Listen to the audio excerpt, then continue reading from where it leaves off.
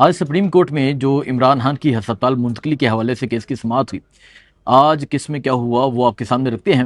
اور کیا آج عمران خان کی فیملی کی عمران خان سے ملاقات ہو جائے گی؟ ممکن یہ نظر آ رہا ہے۔ اور کیا عمران خان کو ہاسپٹل میں شفٹ کیا جاتا ہے، نہیں کیا جاتا، اس پہ بات کرتے ہیں۔ لیکن آج جو پروسیڈنگ ہوئی، آج جو عدالت میں سماعت ہوئی، آج وکیل نے کیا بات کی، آج وکلا نے کیا مدعا سامنے رکھا، ججز کا کیا ریئیکشن تھا، ججز نے کیا بات کی، یہ تمام معاملہ آپ کے سامنے رکھتے ہیں۔ آج بانی پی ٹی اے کی صحت اور ملاقاتوں کا جو معاملہ ہے، اس حوالے سے آج کیس کی سماعت تھی۔ یہ جسٹس شاہد وحید کی سربراہی میں 3 رکنی بینچ جو ہے یہ اس کی سماعت کر رہا تھا، جس میں جسٹس نعیم افغان، جسٹس اشتیاق ابراہیم شامل تھے۔ پی ٹی اے کے جو وکلا ہیں وہ عدالت کے سامنے پیش ہوتے ہیں، اور پھر وہ بانی پی ٹی اے کی میڈیکل رپورٹس جو ہیں وہ عدالت میں پڑھ کے سنائی جاتی ہیں۔ جو وہ میڈیکل رپورٹس جو کل سپرنٹینڈنٹ اڈیالہ جیل کی جانب سے عدالت میں جمع کروائی گئی، آغاز اس طرح ہوتا ہے کہ وہ پڑھ کے سنائی جاتی ہیں۔ تو جسٹس نعیم اختر افغان یہ سوال کرتے ہیں کیا جیل میں اینجیوگرافی ہو سکتی ہے؟ تو ایڈوکیٹ جنرل اسلام آباد کہتے ہیں کہ ایسا کوئی عمل ہو تو ہسپتال لایا جاتا ہے۔ پھر جسٹس شاہد وحید کہتے ہیں کہ رپورٹ کے مطابق تو ایکو میں مسئلہ ہے۔ پھر آپ دیکھیں، وہ کہتے ہیں کہ رپورٹ کے مطابق ایکو میں مسئلہ ہے، اور ایک طرف جو حکومتی وکیل ہیں وہ کہہ رہے ہیں کہ ایسا کوئی عمل ہو تو ہسپتال میں لایا جاتا ہے۔ اور پھر جسٹس شاہد وحید کہتے ہیں رپورٹ تو یہ بھی کہہ رہی ہے کہ انزائٹی میں اضافہ ہو رہا ہے، دل کی دھڑکن اور بلڈ پریشر بھی نارمل نہیں ہے۔ یہ جسٹس شاہد وحید کہتے ہیں۔ دن میں 3 مرتبہ ڈاکٹرز بانی پی ٹی آئی کیا معائنہ کرتے ہیں، یہ ایڈوکیٹ جنرل اسلام آباد جو ہے وہ آگے سے کہتے ہیں۔ پھر جسٹس شاہد وحید آگے سے یہ استفسار کرتے ہیں کہ 3 بار معائنہ کے باوجود بی پی، ہارٹ اور دیگر مسائل جو ہیں وہ سامنے آ رہے ہیں۔ بانی پی ٹی آئی کے تمام جو آرگنز ہیں وہ مسائل اس کے سامنے آ رہے ہیں، وائٹل آرگنز میں مسائل سامنے آ رہے ہیں، یہ جسٹس شاہد وحید کہتے ہیں۔ پھر جسٹس شاہد وحید کہتے ہیں ڈاکٹرز کہتے ہیں فیملی سے ملاقاتیں بڑھائی جائیں، کیا ایسا ہوا ہے؟ اور پھر بانی پی ٹی آئی کا میڈیکل ریکارڈ دینے میں کیا مسئلہ ہے؟ آپ نے تو ایک رپورٹ دی ہے، مکمل ریکارڈ دینے میں کیا مسئلہ ہے؟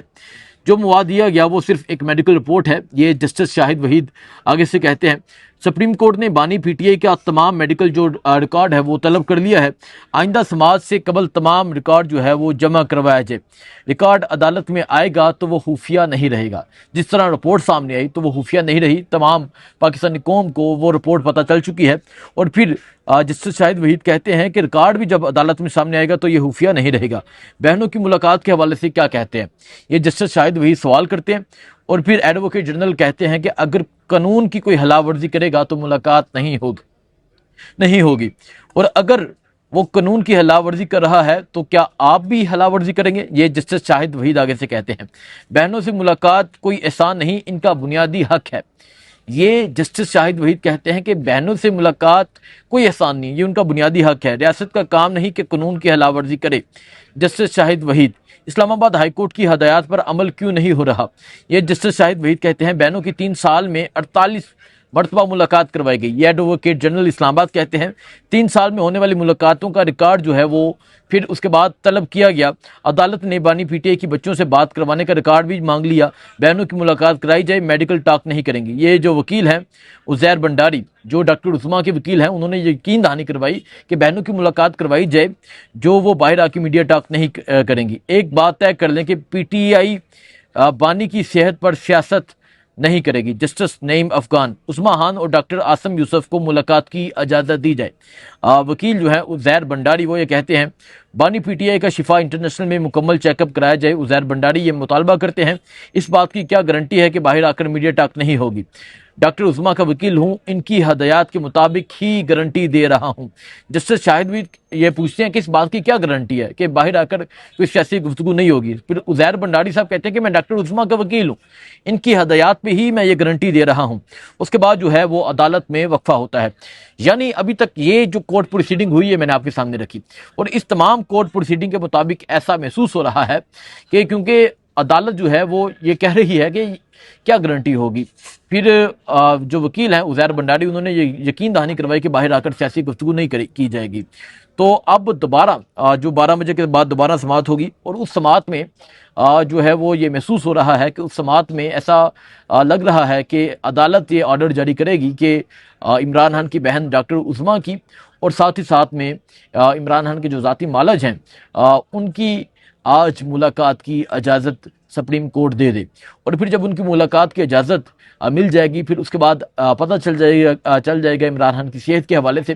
لیکن میں ایک چیز جو میں سمجھتا ہوں اور میں یہ دعوے کے ساتھ کہتا ہوں کہ جو آج جو کل رپورٹ جمع کروائی گئی، یہ ایگزیکٹ رپورٹ بھی نہیں ہو سکتی، کیونکہ جو معاملہ ہے وہ تمام معاملہ جو ہے وہ آپ کے سامنے ہے۔ تو اس کے بعد وزیر اعلیٰ سہیل افریدی باہر آئے، عمران خان کی جو بہنیں ہیں وہ اس ٹائم تک سپریم کورٹ کے اندر موجود ہیں، وکلاء باہر آئے، وکلاء نے یہ کہا کہ ہمیں یقین ہے اور ہم امید کرتے ہیں کہ آج جو ہے وہ ملاقات کی اجازت دے دی جائے گی۔ لیکن سوال یہ بھی ہے، کیا صرف ملاقات کافی ہے؟ کیا صرف ملاقات کا مطالبہ ہے، یا عمران خان کو ہاسپٹل شفٹ کرنے کے حوالے سے جو ہے وہ مطالبہ کیا جاتا ہے؟ اور اگر ملاقات آج کے دن ہوتی ہے تو آج ڈیالہ کا دروازہ کھلتا ہے، تو تقریباً 9 ساڑھے 9 10 ماہ ہو چکے ہیں، تو جو عمران خان صاحب کی ملاقات ہوتی ہے، باہر آ کر میڈیا ٹاک تو نہیں ہوگی، لیکن کیا چیزیں سامنے آتی ہیں یہ اہم ہے۔